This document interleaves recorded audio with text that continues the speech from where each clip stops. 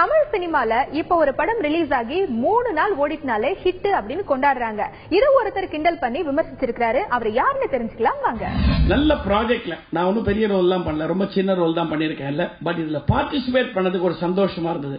ஏன்னா அவங்களுடைய ஆர்வம், அவங்க சொல்ல நினைக்கிற விஷயம், அப்துல் கலாமோட கனவு, இதெல்லாத்தையும் கொண்டு போய் பப்ளிக் கிட்ட.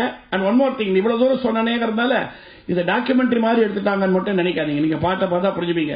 நமக்கு வேணுங்கிற எல்லா மசாலா என்னென்ன வேணுமோ எல்லாத்தையும் வச்சு நல்ல விஷயம். நான் நாடகத்தில் எப்போதும் சொல்வேன், எப்போதுமே மருந்து கொடுக்கும் போது சுகரோட கலந்து கொடுங்க. அந்த சுகர்லாம் நிறைய வச்சுதான் இந்த மெடிசன் உங்களுக்கு கொடுத்துருக்காங்க. இது 100 days ஓடணும். ஏன்னா அந்த 100 days ஓடுறதே ரொம்ப நாள் ஆச்சு நம்ம நாட்டில். இல்ல ஏதோ வேற மாதிரி காரியத்தை கொண்டாடுற மாதிரி ஏதாவது 10வது நாள் 13வது நாள் கொண்டாடுறாங்க சினிமாவுக்கு. இப்போ கொஞ்சம் வருத்தமா இருக்கு அதெல்லாம் பார்க்கும்போது. நாங்கெல்லாம் நிறைய 100 நாள் பார்த்தோம். இப்ப 3 நாள் ஓடா போதும் படம் ஹிட்ன்றாங்க. 4வது நாள் ஈவ் ஓடுது தியேட்டர்ல. அது என்ன கான்செப்ட்னு எனக்கு புரியல. இது அப்படி இருக்கக்கூடாது.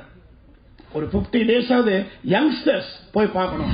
ஆதம் படத்தோட இசை வெளியீட்டு விழால தயாரிப்பாளர் அபிராமி ராமநாதன் பேசிய சுவாரஸ்யமான செய்தியை பார்க்கலாம் வாங்க. உள்ளபடியே நான் சினிமாவில் நடிச்சவன், குழந்தை நட்சத்திரமா நடிச்சேன். டைரக்டர் கே சுப்பிரமணியம் அந்த காலத்து நடிகர்களுக்கெல்லாம் தெரியும். பத்மாசுரனுடைய அப்பா, இவர் நம்பர் 1 டைரக்டர் ஆஃப் இந்தியா. அவருடைய படத்துல சாச்சா நேருன்னு ஒரு படம். அதுல வந்து ஜவஹர்லால் நேருவோட நான் நடிக்கிறேன் சில்ட்ரன்ஸ் டேக்காக. அது கூட காமராஜ், கக்கன், வைஜெயந்திமாலா, பாலு அவ்வளவு பேர் நடிக்கிறாங்க. ஷார்ட் வந்து இட்ஸ் ஷார்ட் பிலிம். நான் நடிக்கிற ஷார்ட் வந்து ஜவஹர்லால் நேரு விரல நான் பிடிச்சிக்கணும், என் விரல இன்னொரு சின்ன பொண்ணு, எனக்கே அப்ப 8 வயசு, என்னோட சின்ன பொண்ணு என் விரல பிடிச்சிக்கணும். இப்படி நடந்து பேசிட்டு போற மாதிரி. நான் வந்து நகரத்தார் குலத்தை சேர்ந்தவன். நாங்க அம்மான்னு சொல்லணும், ஆத்தாதான்னு சொல்றது. எங்க ஆத்தாட்ட இந்த படத்தை பார்த்தாங்க.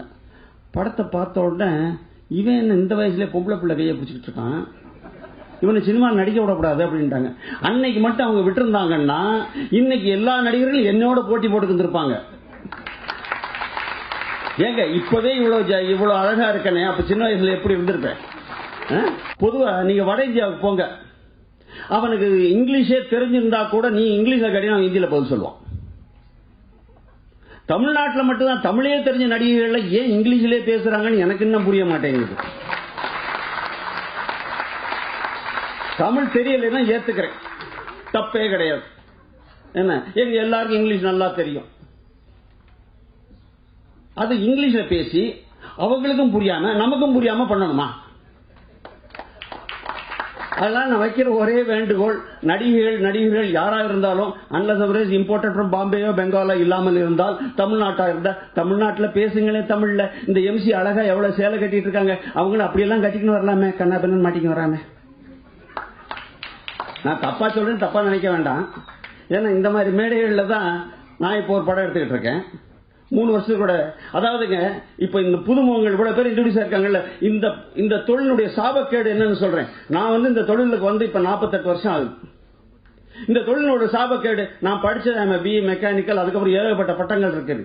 ஆனா பிராக்டிஸ் பண்ணல சினிமா. இந்த தொழிலுக்கு வந்து விட்டா வேற எந்த தொழிலும் எங்களால் பார்க்க முடியாது.